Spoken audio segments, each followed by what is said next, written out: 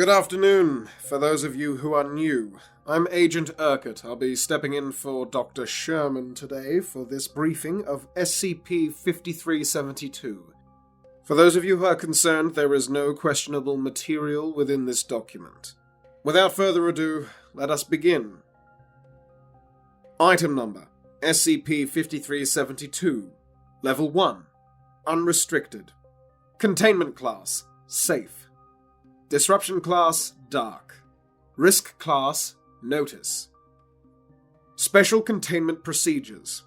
SCP-5372 is accessible to the general public, with Foundation containment efforts focused on obscuring its anomalous nature. All publicly available information relating to SCP-5372 is designed to explain its anomalous properties using accepted science. All Luray Caverns employees working with SCP-5372 have been given this cover story to disseminate to the general public. A series of false control solenoids with rubber mallets have been positioned on various stalagmites and stalactites in SCP-5372 chambers to further obscure its anomalous nature. All non-Foundation speleological studies into Luray Caverns are prohibited from researching the cavern containing SCP-5372, as well as any area within 5 meters below this cavern.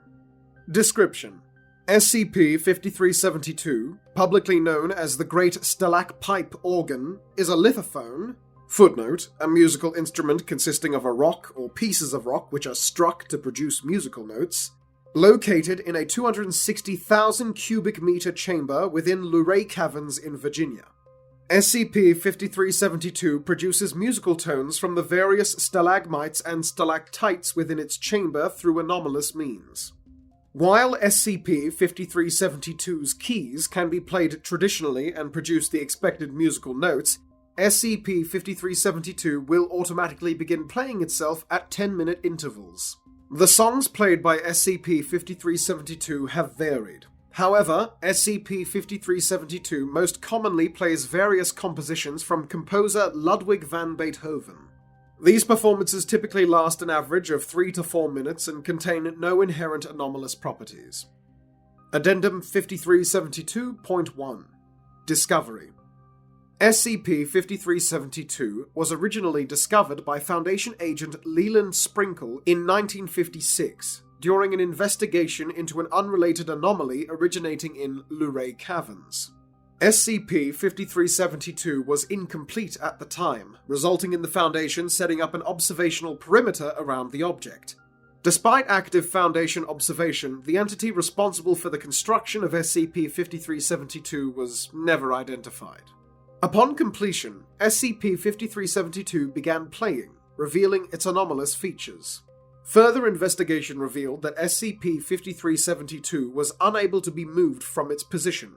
Due to a combination of the anomaly being low risk, lacking any hazardous effects, being easy to cover up, and existing in an extremely public location, the O5 Council decided to allow the anomaly to exist as public knowledge with the intent of using Luray Cavern tourism as a source of funding.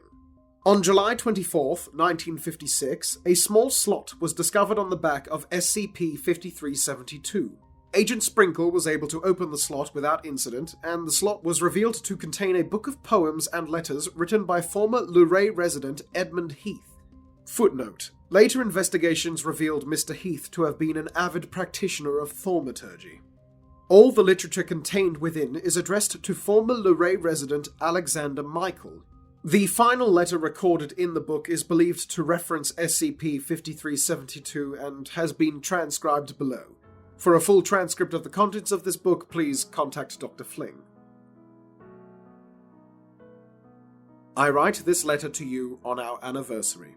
This day I will eternally hold above all others, honoring it as I have honored you through our lives. I sit here in our retreat, surrounded by the silent, unjudging darkness that embraced us the way we had embraced one another. It's familiar, a bitter nostalgia that sits on the back of the tongue, as if trying to pull out the words to describe an indescribable feeling. I ask myself that one question that has always terrified me. What does it mean to love? to be loved. I feared my whole life that someone would ask me this, knowing I could never answer honestly, knowing that I would betray and deny you, like Paul, the Apostle. They would spit upon us, claim we were irredeemable sinners. They would claim I had fallen for a demon, come to steal me away from what is righteous and holy. I had always feared somewhere deep down that they were right. But then you held me close, whispering sweet nothings. In this, our blind retreat, I knew someone saw me, for me. I no longer feared answering such questions. These small, stolen moments burning into my mind, and I dare never give them away. Surely if you had been a demon, and this place my hell, then damned be heaven. I admit my love for you has made me selfish in many ways. I forget myself without you, and now I sit here in hell, condemning God for taking you from me, for allowing you to die alone. I will not allow you to be buried alone. If I should be the only one to send you off, then allow me to hum hallelujah as I return you to the earth.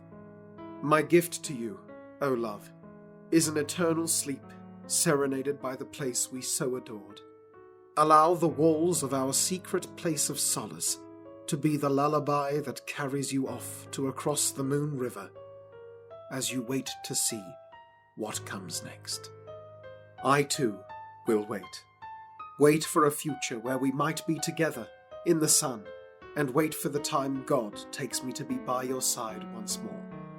And, should our love have been a crime in his eyes, I pray that I alone am punished for the sin. Wait for me, my love. I'm coming. Addendum 5372.2. Foundation speleological reports performed on January 14, 1967, revealed that 2 objects had manifested beneath SCP-5372.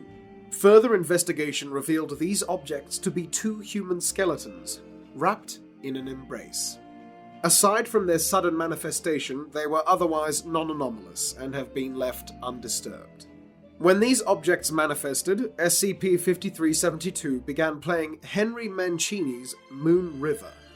Following the conclusion of this performance, a note manifested in SCP-5372's back compartment. The note's contents have been transcribed below.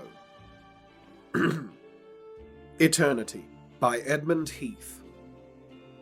Chilled air, warmed touch. Drips of water punctuate tender silence.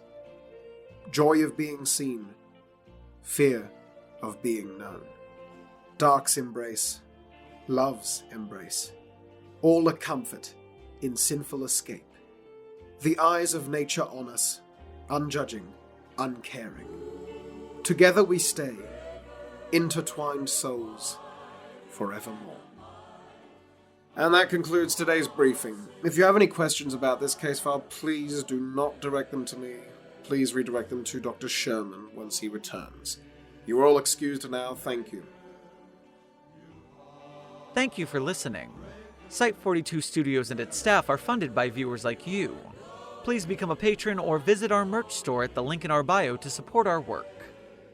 Secure, contain, protect.